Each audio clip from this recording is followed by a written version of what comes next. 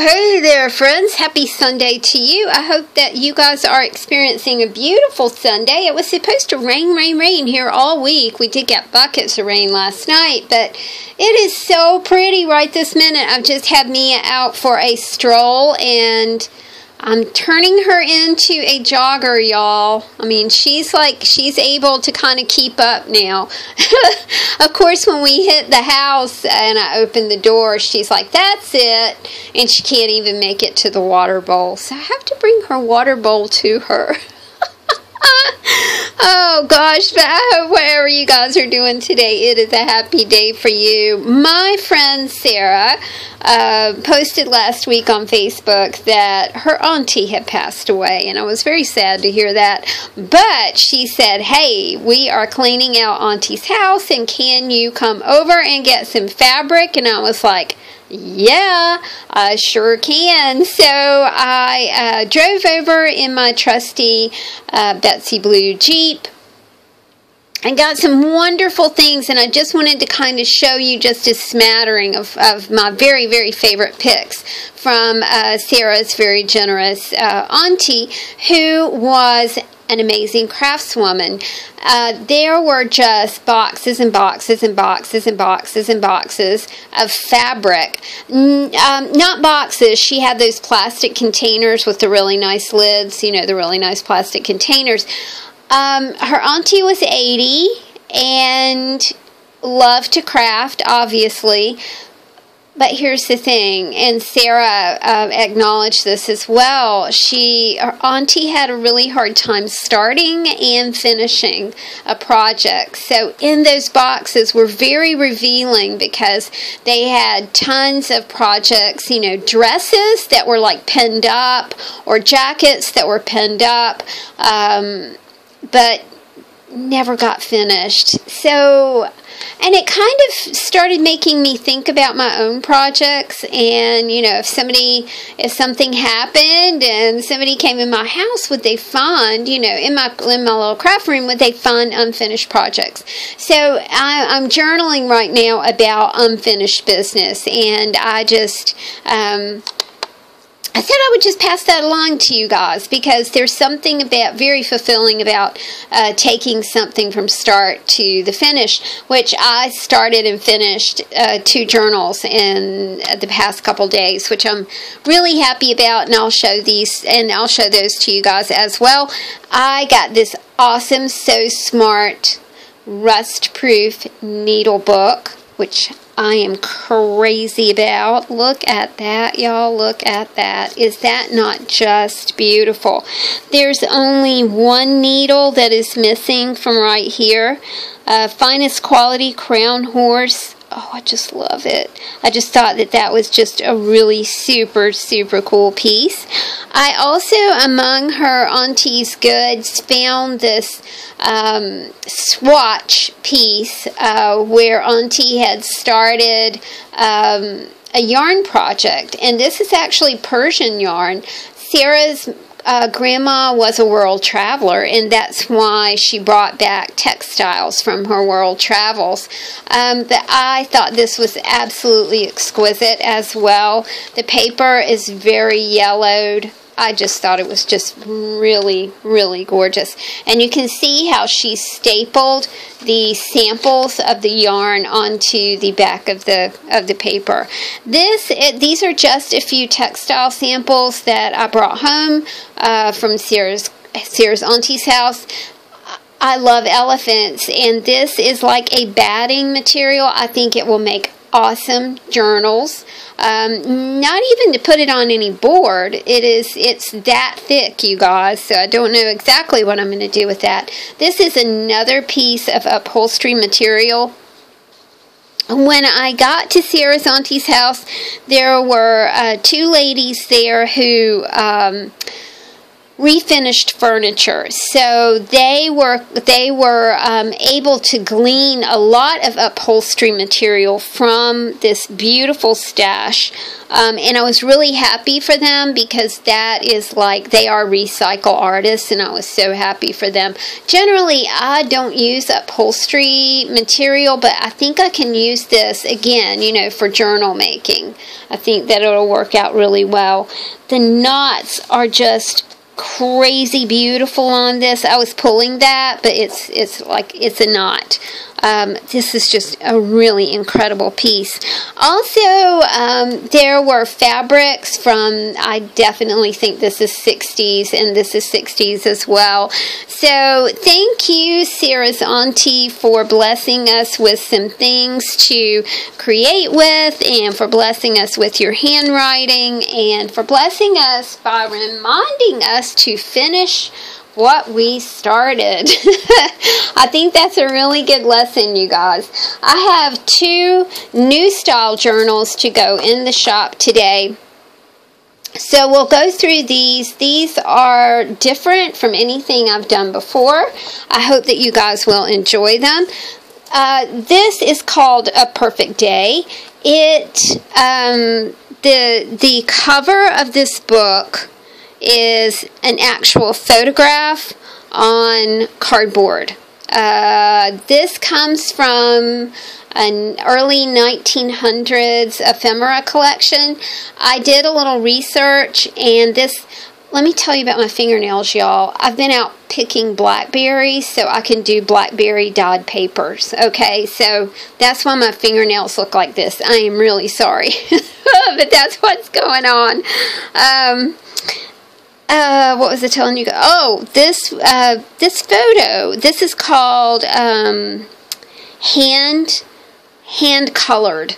It's a hand-colored photo. So back in the days when there was black and white, occasionally an artist would go back in and add some color to photographs to make them look color before color photographs. It's just an exquisite piece, you guys. And the handwriting says Perfect Day. If you lift up this little bit of lace, you can see it says A Perfect Day, but the lace does cover up the A. But I thought Perfect Day is just, you know, that's a great title for this book. I did stick on some lace, and this is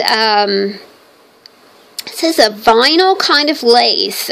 Somebody sent it to me, and I really do love using it. I think it's very pretty.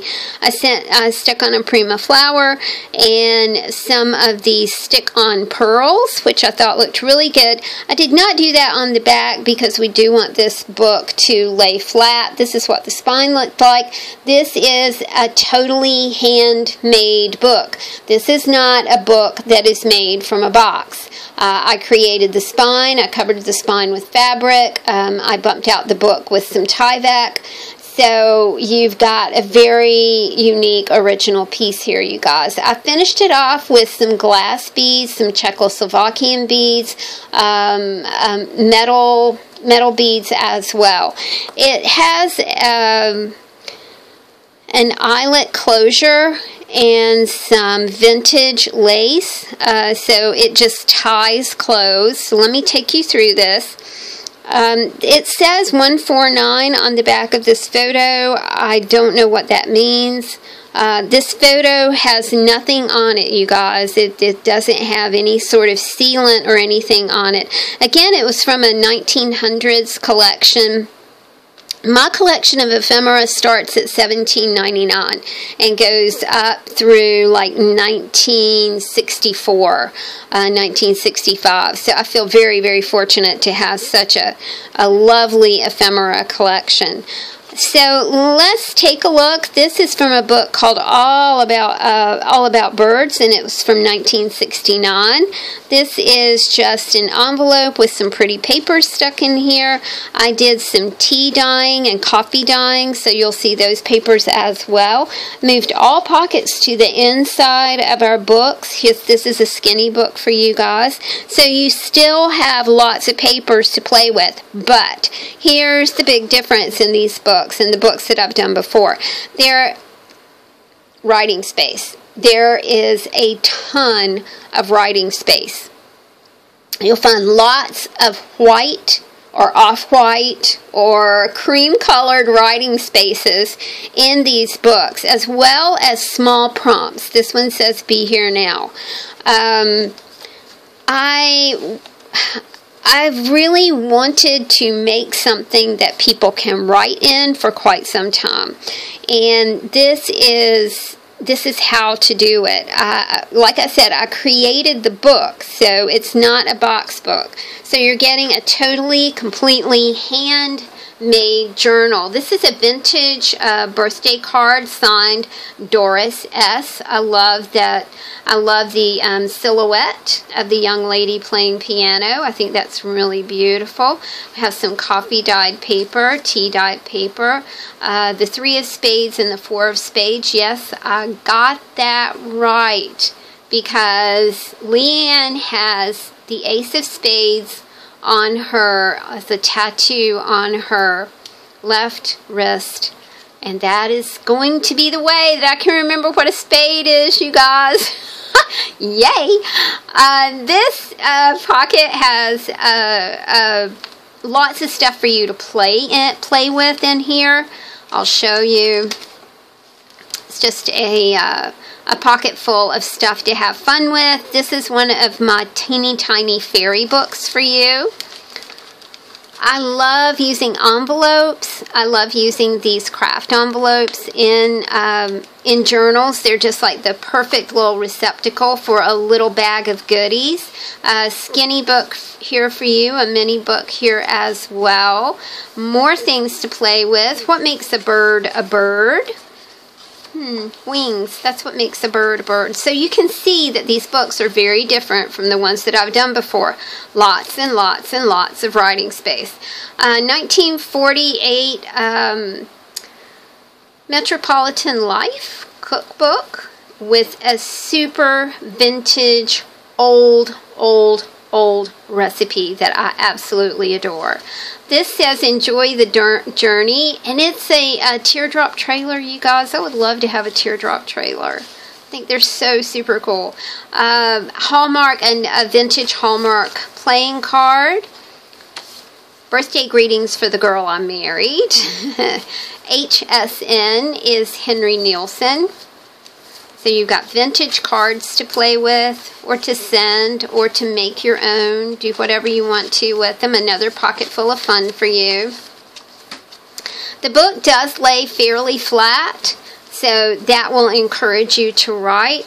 I just got a book called Journal to the Self, and I am really enjoying it. I'll keep you guys apprised of that, as it has totally made me kind of think about, well, rethink the way that I do journaling.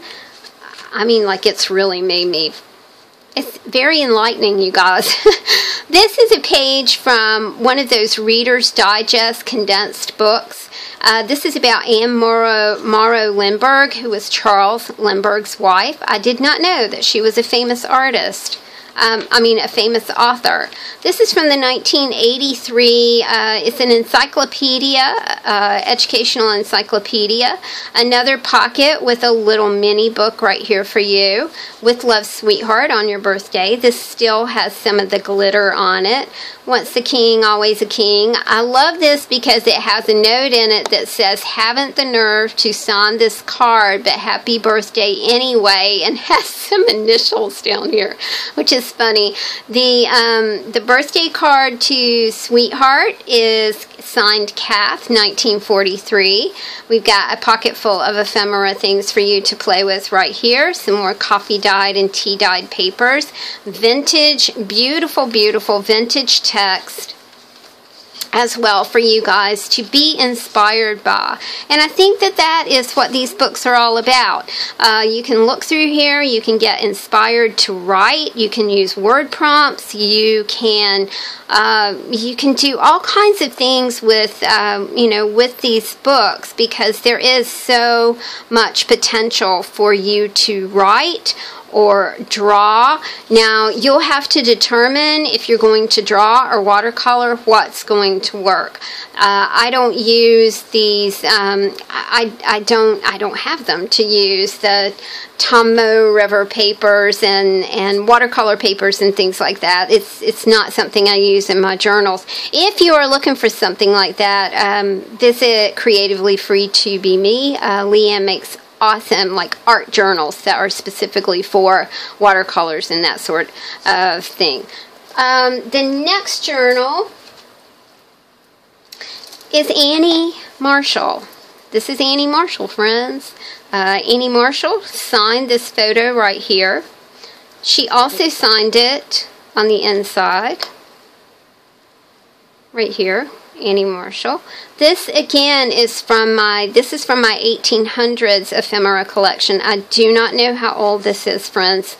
I did fabric on the spine. I also used lace that is from a friend's husband's grandma's sewing kit. The lace is absolutely exquisite. I did have to attach this with a strip of double stick tape right here, but you can see that it turned out really well. I had never done that before, but I think it's very, very pretty. I finished it off really simply with some glass beads, some Czechoslovakian crystal-ish beads. I think it turned out really well. So let's check out Annie Marshall. And, you know, the first thing that we want to start off with is some beautiful Nielsen ephemera from 1936. I found a section about photography in an Encyclopedia Britannica, and it featured some black and white photography. I thought that went really well with the cover of this book. This is a picture that was taken August the 28th, 1928. I have a collection of photographs that are on this black board. I know that that's how people once took care of their photographs. You know, they weren't so concerned with acid-free papers and things like that. Remarkably, these photographs look wonderful, but they are on this black, it's almost like a construction paper, kind of scrapbook inserts. But I just loved it. 1928. It's absolutely beautiful. I don't know what the child is playing with. It's hard to see, but he or she does have on this cool little hat. More places for you to write and journal. A reminder to collect moments, not things. 5 of spades, 6 of spades, a fabric swatch. This is vintage fabric right here. Beautiful. These guys are, don't hate me, but I had a bottle of terrible red wine, and it was terrible. I could not drink it. I don't drink a lot of wine, but I couldn't fix it. It was bad. So I used it to dye some notebook paper, and I think it turned out really well. I also dried these in my oven, and that kind of created the lines on it. This is an Italian-English dictionary. I think this one was from 1911. A bit of recipe ephemera, because to me that's just fun. This was also in Sarah's auntie's things. I love the ostrich. And right down here he says greetings. Another vintage card for you, 1964. I love these swatches. It's cheapjoes.com. And there are all kinds of swatches right here. It's really super cool. Another package of things for you guys to play with. The illustrations on these recipes are just crazy beautiful. Pockets for you to fill with your own thing. And of course I filled them with mini books and beautiful pieces of paper for you guys. I was looking to see here. These books have 3 signatures. This is a vintage greeting card, another vintage card right here. Another vintage recipe piece. An encouragement to create. This is again from the Encyclopedia Britannica, the section on photography. I love that lady. I took some of the chippy pieces of the coffee dyed and tea dyed papers and kind of made tags out of them, so you guys will have some tags to play with. I think this is 1933 right here. I love the stamps. I love the handwriting on here. Return receipt requested, fee paid. I love anything that has to do with postal ephemera. I think most of us really do like that.